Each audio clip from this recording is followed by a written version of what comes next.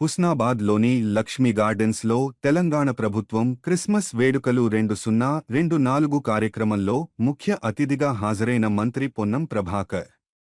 కార్యక్రమంలో పాల్గొన్న సిద్దిపేట జిల్లా గ్రంథాలయ సంస్థ చైర్మన్ లింగమూర్తి, మున్సిపల్ చైర్మన్ ఆకుల రజిత వెంకన్న, వైస్ చైర్మన్ అనిత, కౌన్సిలర్లు, సింగిల్ విండో చైర్మన్ శివయ్య, నియోజకవర్గంలోని 7 మండలాల నుండి హాజరైన ఫాస్టర్లు, క్రిస్టియన్ ప్రతినిధులు, ఇతర ముఖ్య నేతలు. మంత్రి పొన్నం ప్రభాకర్. అందరికీ క్రిస్మస్ శుభాకాంక్షలు. మీ అందరి ఆశీర్వాదంతో ప్రార్థనలతో తెలంగాణలో ప్రజాపాలన ప్రభుత్వం ఏర్పడింది. ప్రభుత్వం సంవత్సర కాలం పూర్తి చేసుకుంది. భవిష్యత్లో వచ్చే 4 సంవత్సరాలు ప్రజా సమస్యలు పరిష్కరిస్తూ మరిన్ని కార్యక్రమాలు చేపట్టేలా ప్రభుత్వానికి ఆశీర్వాదం ఇవ్వండి. హుస్నాబాద్లో ఆర్డీఓ స్థలాన్ని సేకరించి క్రిస్టియన్ గౌరవాన్ని పెంచేలా వారికి భవన నిర్మాణానికి స్థలం అప్పగించాలి. మత విశ్వాసం యేసు ప్రభువు యొక్క ఆలోచన విధానం, ప్రేమ ఆప్యాయతలు ముందుకు తీసుకుపోతున్నాం. నిత్య నూతనంగా 2000 సంవత్సరాల క్రితం యేసు ప్రభువు జన్మించినప్పటికీ ఆయన ప్రార్థనలు, ప్రేమ ఆప్యాయతలతో ముందుకు పోతున్నాం.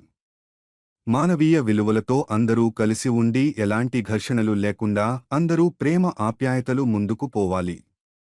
ప్రజలంతా సుఖ సంతోషాలతో ఉండాలని కోరుకుంటున్న ప్రభుత్వం మరిన్ని సంక్షేమ కార్యక్రమాలతో ముందుకు పోయేలా ఆశీర్వదించాలని ఆ ప్రభువును వేడుకుంటున్న గౌరవ ముఖ్యమంత్రి రేవంత్ రెడ్డి గారు ప్రభుత్వం నుండి అందరూ బాగుండాలి, ప్రజలు సుఖ సంతోషాలతో ఉండాలని క్రిస్మస్ వేడుకలు ఘనంగా జరుపుకుంటున్నారు.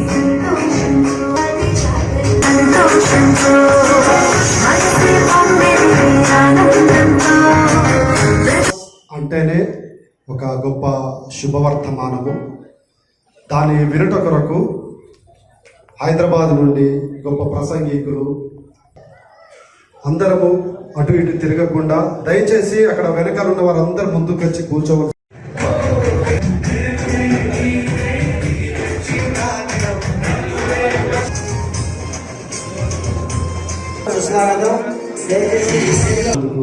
ధన్యవాదాలు తెలియజేస్తున్నా. కూడి వచ్చిన మీ అందరికీ వందనాలు తెలియజేస్తూ ఉన్నా. ప్రాముఖ్య వేదిక మీదకి రావాల్సిందిగా అక్కడిపేట పాస్టర్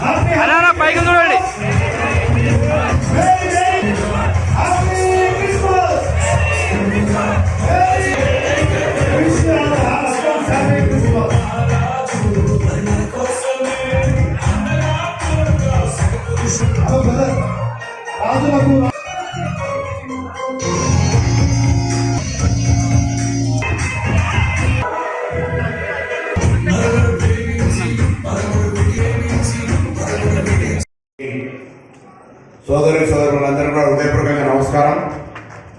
అందరికీ క్రిస్మస్ శుభాకాంక్షలు.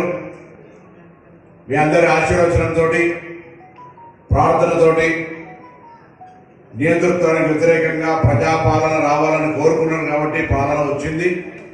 1 సంవత్సరం పూర్తి చేసుకున్న సందర్భంగా మీ అందరి దీవెనలను అడుగుతూ భవిష్యత్తులో కూడా 4 సంవత్సరాలు ప్రజా సమస్యలకు సంబంధించి పరిష్కరించడానికి, ప్రజా సమస్యలన్నీ ఏమీ లేకుండా ఉండే విధంగా ప్రభుత్వానికి దీవెనలు, ప్రార్థనలు చేసి ఆశీర్వచనం చేయాలని కోరుకుంటూ, పెద్దలు చెప్పినట్టుగా తప్పకుండా ఇప్పుడే ఆర్డీఓ గారితో మాట్లాడినాం. మీరు కూడా రాత్రిగా బాత్గా అని ఇలా చెప్పి మళ్ళా దాని తర్వాత ఇప్పుడు అడగకపోతే ఇబ్బంది అయితే స్థానికంగా చాలా మంది ప్రజాప్రతినిధులు ఉన్నారు. వాళ్ళందరినీ తీసుకెళ్ళి ఆర్డీఓ గారు విజ్ఞప్తి చేస్తా ఉన్నాం, ఇక్కడనే సూచిస్తా ఉన్నాం. వెంటనే ఆ స్థలాన్ని ఒకటి ఐడెంటిఫై చేసి వాళ్ళకి ఇచ్చే విధంగా తొందరలో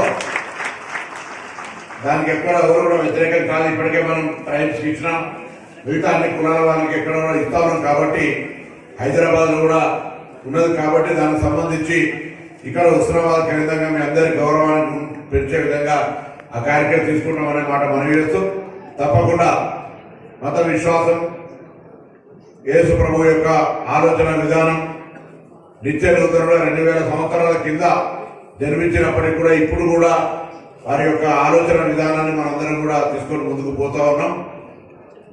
ఒకరు మానవ సేవ మాధవ సేవ అంటారు, సర్వేజన సుఖినోభవ అంటాం, లేకపోతే ప్రభు అందరినీ సేవించమని చెప్తాడు. ఈ విధంగా భావనలు, ఆలోచన, మాట వేరు కావచ్చు, కానీ అందరూ కూడా ఒక మానవిక స్వభావంతో, మానవీయ విలువలతోటి కలిసి ఉండి ప్రేమ ఆప్యాయతల మధ్య బతకాలే. ఘర్షణ లేదా ఇతరత్ర మాటల ద్వారా సాధించేది ఏమీ లేదు. ఏ పెద్ద కఠినమైన లేదా జటిలమైన అంశం ఉంటే కూడా అది చర్చల ద్వారా, పరిష్కారం ద్వారా, ప్రేమ ఆప్యాయతల మధ్య పరిష్కరింపబడితే అది ముందుకు కొనసాగుతుంది.